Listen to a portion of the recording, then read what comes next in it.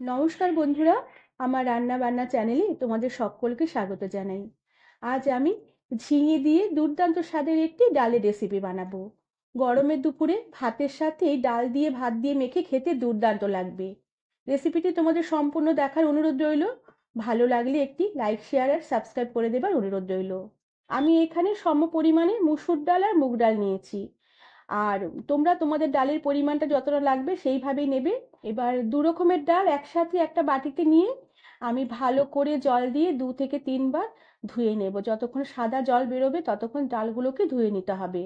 এরপর ডালগুলোকে জলে ভিজিয়ে কিছুক্ষণ রেখে দেবার পরে আমি রান্না করব। আর ডালে দেবার জন্য আমি এখানে ঝিঙে নিয়েছি। আর ঝিঙেগুলোর খোসা ছাড়িয়ে ঝিঙেগুলোকে 4 ফালি করে কাট করে নিয়েছি, পুরোপুরি কাটিনি, গোটা গোটা টুকরো করে রেখে মাঝখানে 4টে করে চিড় দিয়ে নিয়েছি। আর তার সাথে কয়েক টুকরো ডাঁটা নিয়েছি। ডাঁটাগুলোর আঁশ বেশ ভালো করে ছাড়িয়ে নিয়ে কয়েকটা বড় বড় করে টুকরো করে কেটে নিয়েছি। আর এরপরে আমি ডাল সেদ্ধ করে নেব। এর জন্য কড়াতে পরিমাণ মতন জল দিয়ে জলে ভিজিয়ে রাখা মুগ মুসুর ডালগুলোকে জলে দিয়ে দিলাম। এবার ডালটা একটু ফুটে উঠলে, ডালের ফেনা বেরোলে ডালের ফেনাগুলোকে বেশ ভালো করে কেটে দিতে হবে, না হলে ডালের স্বাদ ভালো হবে না। সম্পূর্ণ ফেনাগুলোকে ডাল থেকে বের করে দেওয়ার পরে আমি গ্যাসের আঁচ কম করে দেব। এরপরে একটু আঁচকা ঢাকা দিয়ে আমি ডালগুলোকে বেশ ভালো করে অর্ধেকের বেশি সেদ্ধ করে নেব। একদম পুরোপুরি ডালগুলো গলিয়ে ফেলবো না, অর্ধেকের বেশি ডালগুলোকে সেদ্ধ করে নেব। ডাল কিছুটা সেদ্ধ করে নেবার পরে ডালের জলটা বেশ অনেকটাই কমে এসেছে। এবার ডালে আমি জল দিয়ে দেব, তবে এখানে আমি গরম জলই ব্যবহার করব। আর ডালটা যে যেরকম পাতলা রাখবে বা ঘন রাখবে সেই মতন করে ডালে জল দিয়ে দিতে হবে।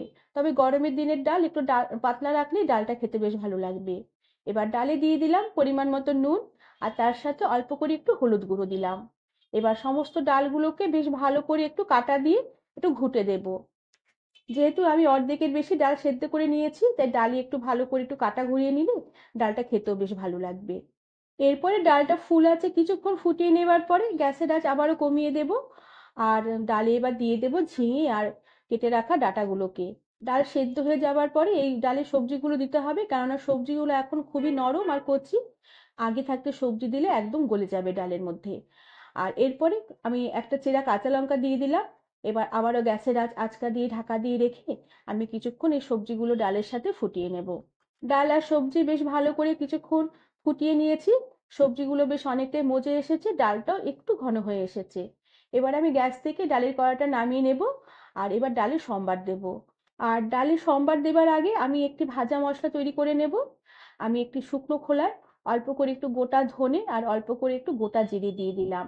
এবার এই জিরে আর ধনে কিছুক্ষণ একটু শুকনো খোলায় টেলে নেব। আর টালা মশলাগুলোকে আমি বেশ মসৃণ করে গুঁড়ো করে নেব। আর এরপরে ডাল সম্বার দেবার জন্য গ্যাসে একটি পরিষ্কার কড়া বসিয়ে দিলাম। আর কড়া বেশ ভালো করে গরম হয়ে উঠলে কড়াতে আমি অল্প করে একটু তেল দিয়ে দিলাম। তেল আমি খুব গরম করব না, তেল হালকা গরম থাকতেই অল্প করে একটু 1 চুটকির মতন হিং ফোড়ন দিলাম। আর তার সাথে একটি তেজপাতা, শুকনো লঙ্কার খানিকটা গোটা জিরে ফোড়ন দিলাম। আর হিং কখনোই বেশি উত্তপ্ত তেলে ফোড়ন দিতে নেই, তাহলে হিং পুড়ে গিয়ে তরকারির গন্ধ আর স্বাদ একদম বাজে হয়ে যাবে। এবার ফোড়নটাকে কিছুক্ষণ নেড়ে চেড়ে নেব। ফোড়নের সুন্দর একটা গন্ধ বেরোলে ফুটিয়ে রাখা ডাল আমি ফোড়নের সম্বারা দিয়ে দিলাম। সমস্ত ডালটুকু কড়াতে ঢেলে দেবার পরে একটু নেড়ে চেড়ে নেব। আর ঢাকা দিয়ে রেখে কিছুক্ষণ ডালটাকে একটু ফুটতে দেব। এতে যে ডালের যে সম্বারের ফোড়নের যে গন্ধটা ডালের মধ্যে বেশ ভালো করে মিশে যাবে, খেতেও বেশ ভালো লাগবে। তবে খুব বেশিক্ষণ ফোটানো যাবে না, ওই 5 থেকে 10 সেকেন্ডের মতনই ঢাকা দিয়ে ডালটাকে ফুটিয়ে নিতে হবে। এরপরে ঢাকনা খুলে দিয়ে উপর থেকে যে ভাজা মশলার গুঁড়ো তৈরি করে রেখেছিলাম সে ভাজা মশলার গুঁড়ো পুরোটাই ছড়িয়ে দিলাম। এবার মশলাগুলোকে ডালের সাথে বেশ ভালো করে নেড়েচেড়ে একটু মিশিয়ে নেব। এই ভাজা মশলার গন্ধই ডালের স্বাদ সম্পূর্ণ পাল্টে দেবে। সব শেষে উপর থেকে একটু অল্প করে একটু ঘি ছড়িয়ে দেব। আর ঘির পরিমাণটা একদম অল্পই দেব, জাস্ট একটু গন্ধ হবে, এতে ডালের স্বাদ আরো দ্বিগুণ হয়ে যাবে। এবার গ্যাসের আঁচ বন্ধ করে দেব। আর সমস্ত কিছু বেশ ভালো করে নেড়েচেড়ে মিশিয়ে নিয়ে ঢাকা দিয়ে রেখে বেশ কিছুক্ষণ স্ট্যান্ডিং টাইমে রেখে দেবার পরে আমি আজকে ডালের রেসিপিটি সার্ভ করে দেব। বন্ধুরা, আমার আজকে ঝিঙে আর ডাঁটা দিয়ে ডালের রেসিপিটি তোমাদের কেমন লাগলো আমাকে তোমরা কমেন্ট করে জানাবে।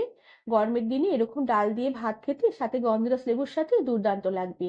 আজ তাহলে আসি, পরে আবার একটি নতুন রেসিপি নিয়ে দেখা হবে। ধন্যবাদ বন্ধুরা।